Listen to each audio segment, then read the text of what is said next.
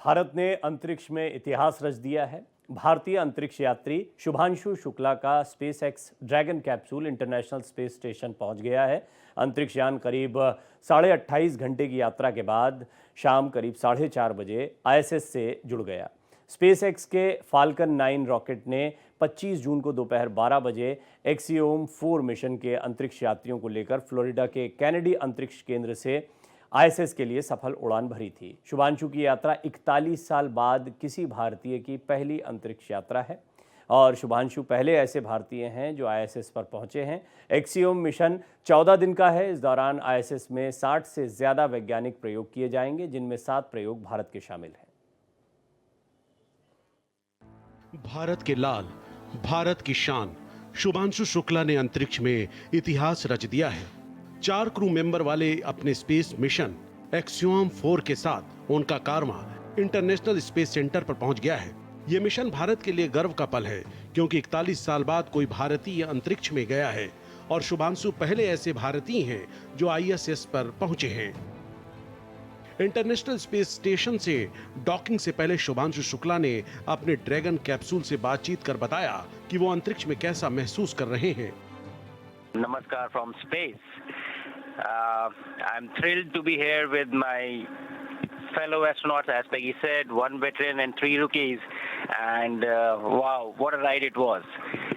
Frankly, when I was sitting in the capsule in Grace yesterday on the launch pad, my only thought in my mind was that let's just go. After 30 days of quarantine, it was a feeling that I just wanted to go. Excitement and all was, probably far away. It was just the feeling that let's just leave here. अमेरिकी space agency NASA और भारतीय space agency ISRO के बीच हुए agreement के तहत शुभांशु शुक्ला को इस mission के लिए चुना गया है। लखनऊ के रहने वाले शुभांशु शुक्ला एयरफोर्स में ग्रुप कैप्टन के पद पर हैं। 1 साल की कड़ी ट्रेनिंग के बाद उन्हें इस स्पेस मिशन पर भेजा गया है। इससे 41 साल पहले राकेश शर्मा ने 1984 में सोवियत यूनियन के स्पेसक्राफ्ट से अंतरिक्ष यात्रा की थी। शुभांशु के इस मिशन ने उन सपनों की नींव रख दी है जो भारत को अंतरिक्ष में अग्रणी देशों की श्रेणी में लाता है। एक्सियोम 4 मिशन के साथ ही शुभांशु शुक्ला ने भारत को वैश्विक अंतरिक्ष मंच पर चमका दिया है। भारत के अंतरिक्ष यात्री शुभांशु शुक्ला ने 25 जून 2025 को नासा के कैनेडी स्पेस सेंटर से एक्सियोम 4 मिशन के जरिए अंतर्राष्ट्रीय अंतरिक्ष स्टेशन के लिए उड़ान भरी थी। शुभांशु 4 सदस्यीय टीम का हिस्सा है जो फाल्कन 9 रॉकेट के जरिए ड्रैगन स्पेसक्राफ्ट में बैठकर आईएसएस के लिए रवाना हुए थे। शुभांशु शुक्ला आईएसएस पर इसरो और दूसरे भारतीय संस्थानों की ओर से डिजाइन किए गए 7 प्रयोग करेंगे। ये प्रयोग माइक्रोग्रेविटी में जैविक, कृषि और मानव अनुकूल से जुड़े हैं। ये प्रयोग भविष्य के लिए अंतरिक्ष मिशनों और पृथ्वी पर अनुसंधान के लिए महत्वपूर्ण हैं। साथ ही शुभांशु का ये अनुभव भारत के गगनयान मिशन में काम आएगा। ये भारत का पहला मानव अंतरिक्ष मिशन है जिसका उद्देश्य भारतीय गगन यात्रियों को पृथ्वी की निचली कक्षा में भेजना और सुरक्षित रूप से वापस लाना है। Bureau report, Bharat express. देखिए, खबरें आप बहुत सारी देख रहे होंगे, लेकिन मन में सवाल ढेर सारे आते होंगे। कैसे पहुंचे हैं शुभांशु यहाँ पर, किस तरह से सिलेक्शन होता है, क्या करने वाले हैं, बहुत सारी चीज़ें हैं। सच पूछिए तो मेरे मन में भी ढेर सारे सवाल हैं। I am not an expert, और मेरे साथ इसीलिए मौजूद हैं एक्सपर्ट के तौर पर ग्रुप कैप्टन यूके देवनाथ, खुद इंडियन एयरफोर्स का हिस्सा रहे हैं, और शुभांशु भी इसी तरह एयरफोर्स का हिस्सा हैं। तो ग्रुप कैप्टन देवनाथ, आपका बहुत बहुत स्वागत है। सबसे पहले तो हमें यही बताइए, सिलेक्शन कैसे होता है और एयरफोर्स वालों को क्यों चुनते हैं? जी हाँ, डॉक्टर प्रणीत, बहुत ही आपने सही सवाल पूछा। मैं खुद एयरफोर्स में 34 साल था, फाइटर पायलट था। लास्ट में मैंने मिग 23 उड़ाया, तो मुझे बहुत गर्व है, हर्ष है, उल्लास है, रोमांच है। कल जब मिशन लॉन्च हो रहा था तो मेरे रोंगटे खड़े हो रहे थे, अंग्रेजी में कहते हैं ना, गूज बम्प्स।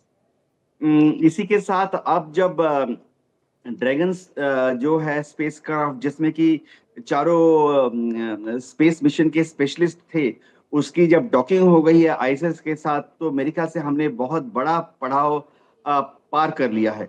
होता ये है कि शुरुआती दौर में जब इसरो ने आज से 10 साल पहले ये मंशा जाहिर की कि वह Bharat Indian space research program को भी ऐसा ले जाना चाहते हैं ताकि बहुत जल्दी 2027-2028 तक हम जो प्लान कर रहे थे गगनयान, उसमें शुरुआती जो मिशन है वो तो गगनयान 1, 2, 3 तो उसमें मानव रहित होंगे, लेकिन गगनयान अगर सब कुछ ठीक रहा तो गगनयान 3 या 4 में हम एक मानव क्रू भी भेजेंगे, मैन्ड स्पेस फ्लाइट होगी। तो इसरो ने ये मंशा मिनिस्ट्री ऑफ डिफेंस को बताया, मिनिस्ट्री ऑफ डिफेंस ने ये मंशा इंडियन एयरफोर्स को बताया, इंडियन एयरफोर्स ने एयरफोर्स से वॉलंटियर्स को मांगा, 200 फाइटर पायलट्स ने वॉलंटियर किया और उसमें से शुरुआती दौर में 20 को सिलेक्ट किया गया और काफी ट्रेनिंग के बाद अब फाइनली 4 जो हैं वो चिन्हित किए गए हैं गगनयान मिशन के लिए। इनकी ट्रेनिंग नासा में भी की गई, इनकी ट्रेनिंग रशिया में भी की गई। तो मैं आपको बताऊं शुरुआती दौर में क्या होता है, सभी देश शुरुआती दौर में पायलट्स को ही चुनते हैं, फाइटर पायलट्स को ही चुनते हैं, क्योंकि स्पेस का जो एक्सपीरियंस है फाइटर पायलट्स उससे ऑलरेडी फेमिलियर होते हैं।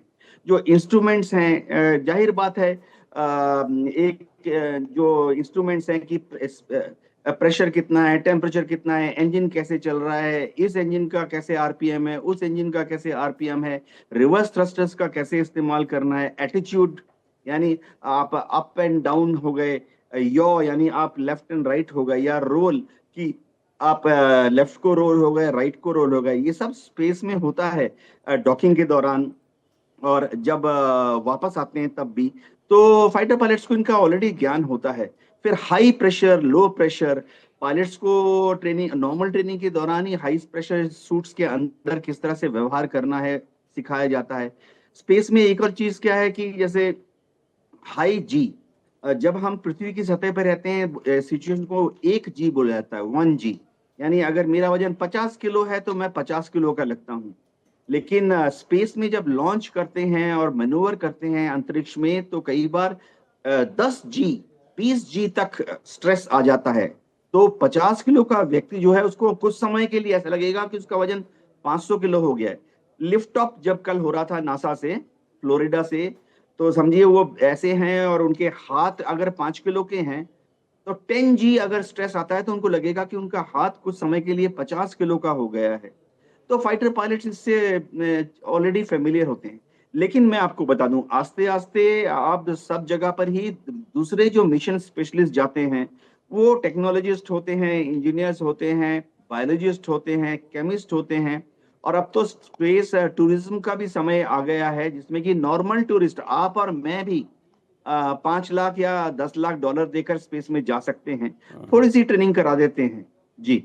ये आपने, मैं बड़े ध्यान से सुन रहा था, जैसा मैंने कहा कि आज दर्शकों के साथ साथ मेरे लिए भी ये आपकी सीख ही होगी, क्योंकि आपका तो जिया हुआ ये अनुभव है जो आप साझा कर रहे हैं दर्शकों से। ये भी बताइए, आपने बड़ी अच्छी जानकारी दी कि 100 वॉलंटियर्स को लिया गया या 100 लोगों ने ऐसी इच्छा जाहिर की होगी, उसमें से 20 का सिलेक्शन हुआ, फाइनली शुभांशु जब जाते हैं तो शुभांशु का यहाँ तक पहुँचना ये भी समझने जैसी बात है। यहाँ इसमें बहुत बड़ा फैक्टर ये होता है, देखिए जैसे 200 को शुरुआती दौर में वॉलंटियर्स किए गए, जाहिर बात है कि वह 200 के लिए शुरुआती दौर में ही बता दिया होगा कि उनकी कम से कम 10 साल सर्विस होनी चाहिए, उनकी उम्र जो है वो समझिए 32 से ज्यादा नहीं होनी चाहिए। तो ये सब क्राइटेरिया के हिसाब से फिल्टर किया गया। आमतौर पे एयरफोर्स प्रेफरेंस ऐसे लोगों को, ऐसे पायलट्स को देगी जो फाइटर पायलट हैं और खासतौर से टेस्ट पायलट हैं। मैं दर्शकों को बता देता हूँ कि टेस्ट पायलट क्या होते हैं। जैसे आम जो फाइटर पायलट है वो एक फाइटर प्लेन को उड़ाता है, जैसे सुखोई 30 हो गया, मिराज हो गया, रफाल हो गया, अब तेजस उड़ाता है। लेकिन एयरफोर्स में कुछ खास बहुत ही चुनिंदे पायलट्स को टेस्ट पायलट के हिसाब से ट्रेनिंग दी जाती है। तो वो उनका काम होता है कि जब सुखोई आया, रिपेयर हुआ, रेक्टिफिकेशन हुआ, अपग्रेडेशन हुआ, मिराज 2000 का जैसे अभी हम मिड लाइफ अपग्रेड देख रहे हैं, मिराज 2000 में चल रहा है। तो जो रिपेयर, रेक्टिफिकेशन, अपग्रेडेशन ओवरऑल के बाद जैसे ब्रह्मोस मिसाइल में हमने देखा ट्रायल्स किए गए, ब्रह्मोस मिसाइल्स की मैचिंग की गई सुखोई 30 के साथ, और भारत दुनिया का पहला ऐसा देश बन गया है जो कि ब्रह्मोस को सुखोई से लॉन्च। ये जो नए नए जो प्रकार होते हैं ना, इनकी टेस्टिंग हमारी इंडियन एयरफोर्स के टेस्ट पायलट्स होते हैं। तो जाहिर बात है इंडियन एयरफोर्स में अगर 4000 पायलट हैं तो फाइटर पायलट उनमें से मात्र 1000 होंगे, और जाहिर बात अगर फाइटर पायलट 1000 हैं तो टेस्ट पायलट इंडियन एयरफोर्स में सिर्फ 50 होंगे। 1000 फाइटर पायलट्स में टेस्ट पायलट वाली योग्यता सिर्फ 50 की होगी। तो इन सबको जमा किया गया। उसके बाद इनको सिलेक्ट किया गया। साइकोलॉजिकल एनालिसिस होता है। साइकोलॉजी में दिखते हैं कि उनकी अलग अलग फिजिकल, मानसिक और सबसे बड़ी बात है मनोवैज्ञानिक स्ट्रेस लेने की क्षमता का अध्ययन किया जाता है। फिर 20 पायलट्स जिनको चुना गया था उनको रशियन और रशियन इंजीनियर्स ने, नासा के स्पेशलिस्ट ने और इसरो के साइंटिस्ट ने खुद ट्रेनिंग दी और उनमें से 4 का चयन किया गया। आप देख सकते हैं कि शुभांशु शुक्ला उन 4 में से एक हैं। तो होता ये है कि ट्रेनिंग के दौरान क्या होता है मैं आपको बताना चाहता हूँ। देखिए, जाहिर बात है जैसे पायलट, कोई भी पायलट, चाहे वो हेलीकॉप्टर उड़ा रहा हो या ट्रांसपोर्ट विमान उड़ा रहा हो या फाइटर विमान उड़ा रहा हो, तो वो ट्रेनिंग हम सब जानते हैं 2 साल लगते हैं, 4 साल लग जाते हैं जब तक कि उसको एक्सपीरियंस आ जाता है। तो इसी तरह से जब अंतरिक्ष में की ट्रेनिंग दी जाती है तो पायलट्स को बताया जाता है कि अंतरिक्ष में क्या खास बात है। अंतरिक्ष में कई चीजें खास है। एक तो ग्रेविटी, गुरुत्वाकर्षण बल जो है वो प्राय प्राय 0 होता है। लो अर्थ ऑर्बिट में हम बोलते हैं माइक्रो ग्रेविटी, यानी थोड़ी सी गुरुत्वाकर्षण होती है। मैं दर्शकों को बता दूं फर्क क्या है। जैसे धरती में अगर हम कोई चीज है उसको छोड़ देंगे तो धरती में जैसे ही मैंने उसको छोड़ा वो ठक से नीचे आ जाएगी। लेकिन अगर स्पेस में, चंद्रमा में या मंगल ग्रह में अगर हम उसी चीज को छोड़ देंगे तो वो वहीं पर स्थिर रहेगी, वो नीचे की तरफ नहीं गिरेगी, क्योंकि स्पेस में, अंतरिक्ष में नीचे का कोई कॉन्सेप्ट ही नहीं है। इतना ज्यादा है कि मैं बताता हूं कि जैसे पानी भी पीना है स्पेस में तो ऐसा नहीं कि आपने ग्लास रखा और पानी पी लिया। तो एक ट्यूब होती है, कंटेनर होता है, उससे स्क्वीज करना पड़ता है, जैसे छोटे बच्चे पानी पीते हैं बॉटल से। कैप्टन देवनाथ, हम इनको तस्वीरों वीडियोस के जरिए देखते हैं, मुझे लगता है कि लोगों को उससे थोड़ा एक अनुभव होता होगा कि किस तरह की ज़िंदगी अंतरिक्ष यात्रियों की होती है। एक और महत्वपूर्ण बात कि आप एयरफोर्स को जानते हैं, टफ भी हैं, उसकी टेक्निकलिटीज़ को भी जानते हैं। एस्ट्रोनॉमी ये एकदम डिफरेंट सब्जेक्ट है, यानी आपका सब्जेक्ट अलग है, astronomy is a different subject. Astronomer के तौर पर जब एक फाइटर पायलट जा रहा है तो उसके टास्क क्या होते हैं, या टास्क किसी और के होते हैं और उसको बोला जाता है तुमको ये परफॉर्म करना है, ये टास्क है, हमारा ये मकसद है हासिल करना? हाँ, देखिए, फाइटर पायलट जो है वो टेक ऑफ सीखता है, लैंडिंग सीखता है। स्पेस में क्या होता है, एक सबसे इम्पोर्टेंट चीज है कि जो पायलट है, जैसे अभी शुभांशु शुक्ला है, उनको टेक ऑफ सीखना नहीं पड़ता है, क्योंकि जो लॉन्च का जो प्रक्रिया है, जैसे हमने देखा कि स्पेस एक्स में फाल्कन में उनको छोड़ा गया, तो फाल्कन का जो बूस्टर है, इग्नाइटर है, वो सब अपने आप काम करता है कंप्यूटर के द्वारा। ग्राउंड स्टेशन जो है, जमीन में जो कंट्रोल स्टेशन है, वही सब कुछ करता है कि बूस्टर कब फायर करेगा, फर्स्ट स्टेज कब फायर करेगा, सेकंड स्टेज कब फायर करेगा। तो अंतरिक्ष में जब जाते हैं एस्ट्रोनॉट तो उनको टेक ऑफ की प्रैक्टिस नहीं करनी पड़ती। इसी तरह से लैंडिंग, जैसे फाइटर पायलट है उसको सीखना पड़ता है कि वो अपने सुखोई 30 को या तेजस को जब मिशन पूरा हो जाएगा आके रनवे पे कैसे लैंड कराएगा। तो स्पेस मिशन में आजकल लैंडिंग की जो प्रक्रिया है टोटली ऑटोमेटिक है, कंट्रोल करते हैं कंप्यूटर के द्वारा। तो पायलट जो चारों एस्ट्रोनॉट देख रहे हैं या रिटर्निंग के टाइम में दूसरे क्रू होंगे इस बार, वो सिर्फ अपनी जगह पे स्थिर रहते हैं, बैठे रहते हैं। और नासा के जो साइंटिस्ट हैं, इलॉन मस्क के जो साइंटिस्ट हैं, स्पेस एक्स के जो साइंटिस्ट हैं, वो ही उसको रिमोट से लैंड करा देंगे। तो काफी बड़ा फर्क है। हाँ, इस बीच में अभी जैसे 14 दिन रहेंगे, वो वहां पर काफी सारे एक्सपेरिमेंट करेंगे। 7 एक्सपेरिमेंट तो भारत सरकार ने, इसरो ने और हमारे देश के अलग अलग साइंटिस्ट ने चुन के दिए हैं। तो इस एरोस्पेस जो एस्ट्रोनॉट होते हैं उनकी दिनचर्या थोड़ी सी अलग होती है। जी। मुझे नहीं पता कि ये आपके सब्जेक्ट से कितना रिलेटेड है, बट आई होप कि आप क्योंकि इसको स्टडी करते होंगे तो आपको इसके बारे में थोड़ा पता होगा। कि अभी जब इंटरनेशनल हम कोई भी स्पेस को लेकर कोई एक बड़ा अभियान देखते हैं तो हम देखते हैं दुनिया के तमाम देशों को साथ में लेने का प्रयास किया जाता है। यहाँ ये युति कैसे बनी कि नासा कोई प्लान कर रहा है, उसमें भारत को भी इन्वॉल्व करना है या भारत को ही इन्वॉल्व करना है और इसरो का सपोर्ट लेना है? हम जानते हैं इसरो कितना अच्छा काम कर रहा है, भारत के पास वैज्ञानिकों की एक बड़ी फौज तैयार है, उसको लेकर पूरी दुनिया बड़ी आश्वस्त। ये कैसे ट्यूनिंग होती है कि कौन किसके साथ जाएगा और किसका सहयोग लिया जाएगा? हाँ प्रवीण जी, क्या हुआ था कि जब स्पेस रेस अगर हम बोलें तो पहले पहले जब मनुष्य को पहले लॉन्च किया गया तो अमेरिका और रूस के बीच में एक प्रतिस्पर्धा चालू हो गई। जी जी। अमेरिका कोशिश कर रहा था कि वो अपने पहले मैन्ड मिशन को यानी मानव संचालित स्पेस शिप को पहले लॉन्च करे, अपोलो। रूस भी कोशिश कर रहा था कि वो भी अपने स्पेसशिप को यानी सोयूज को पहले लॉन्च करे। तो उस वक्त एक स्पर्धा वाली भावना थी। तो हम देखते हैं यूरी गागरिन जो है वो सबसे पहले लॉन्च हुए अंतरिक्ष के लिए। लेकिन आस्ते आस्ते 70 के दशक तक, 80 के दशक तक ये देखा गया कि उभय पक्ष एक दूसरे के साथ कोऑपरेट करने लगा। इसका बहुत बहुत बड़ा कारण था कि टोटल रिसोर्सेज, चाहे बजटिंग हो, फंडिंग हो, रेडार्स का इस्तेमाल करना हो, रनवेज का इस्तेमाल करना हो, डॉकेटिंग साइट्स का इस्तेमाल करना हो, उसको अगर पूल इन करें तो खर्चा बहुत कम हो जाता है। प्लस सेफ्टी फैक्टर भी आ गए। तो अमेरिका और रूस ने 80 के दशक में एक दूसरे से कोऑपरेट करना शुरू किया। अभी भी अगर आप देखें आईएसएस जब लॉन्च हुआ 80 के और 90 के दशक में, उसकी डिजाइन इस तरह से की गई कि सोयूज जो कि रशियन सिस्टम है वो भी जाकर आईसीएस के साथ डॉकेटिंग करता है। इतना युद्ध हो रहा है रूस यूक्रेन के बीच में, इतना शीतकाल के बाद इतना टेंशन रहा रशिया के साथ, लेकिन रशियन क्रू आईएसएस में बार बार जाते रहे हैं।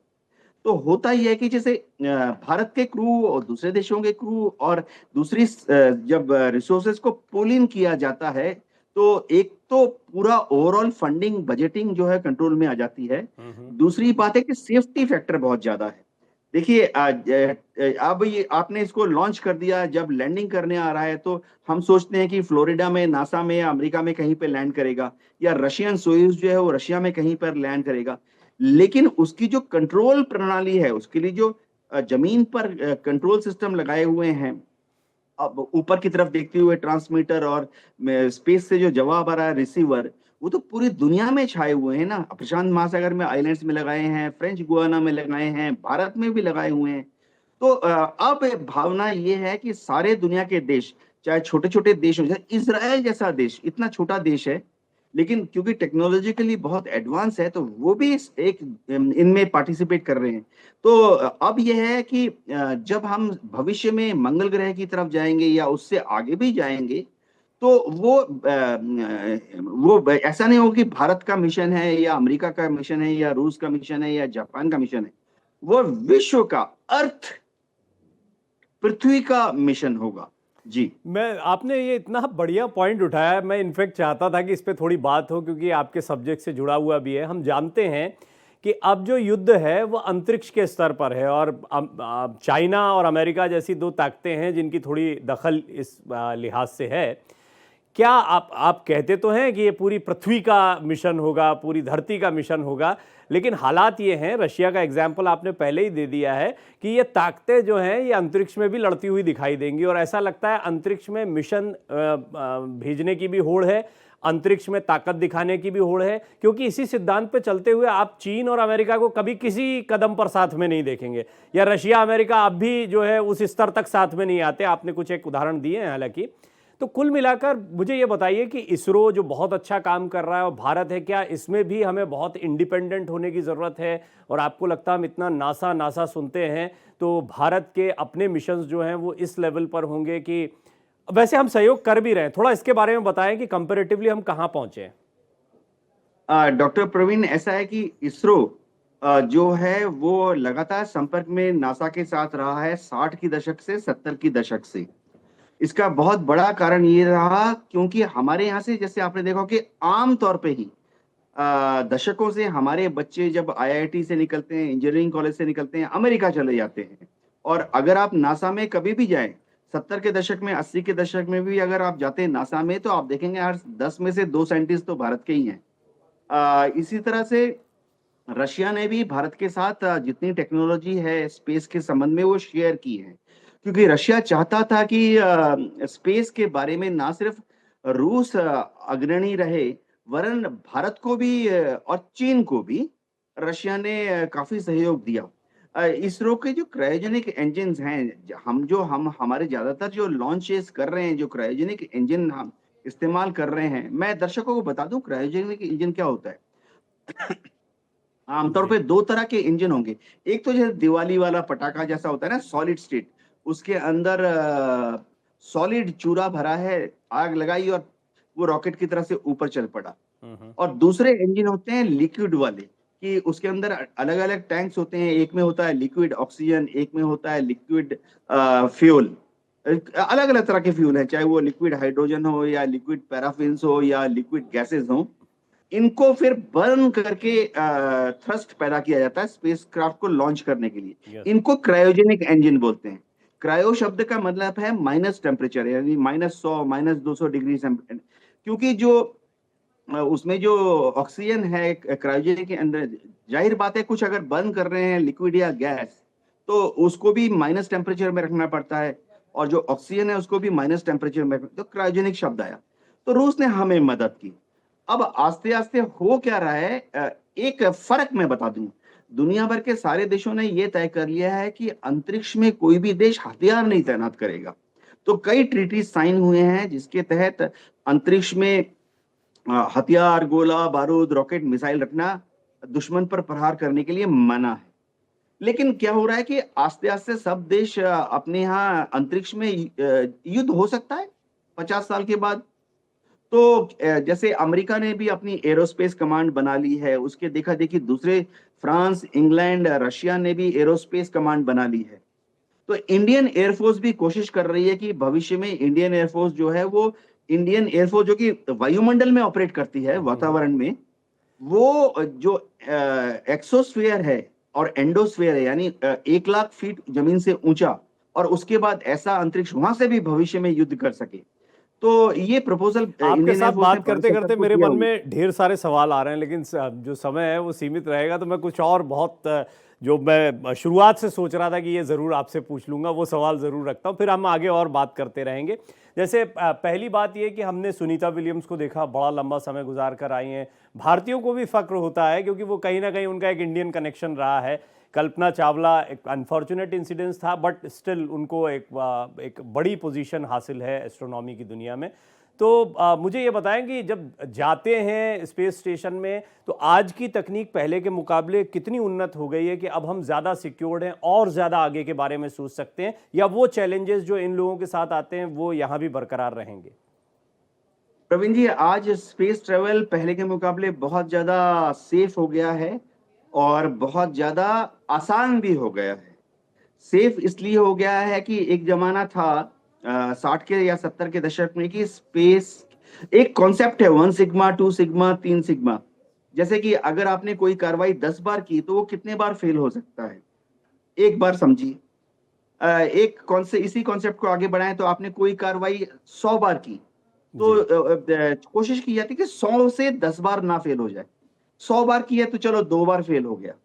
इसी कॉन्सेप्ट को आगे बढ़ाते हुए 3 सिग्मा अगर बात करेंगे कि आपने कोई कार्रवाई, एक्शन 1000 बार की, तो ऐसा नहीं कि 1000 बार में से 20 बार या 30 बार फेल हो गया। कोशिश की जाती है कि 1000 बार में से वो महज 7 बार 8 बार फेल हो जाए। करते करते 5 सिग्मा, 6 सिग्मा। तो 60 के दशक में, 70 के दशक में जो टारगेट होता था वो था 5 सिग्मा, कि एक कार्रवाई हम 10,000 बार करेंगे तो कितने बार फेल होगा।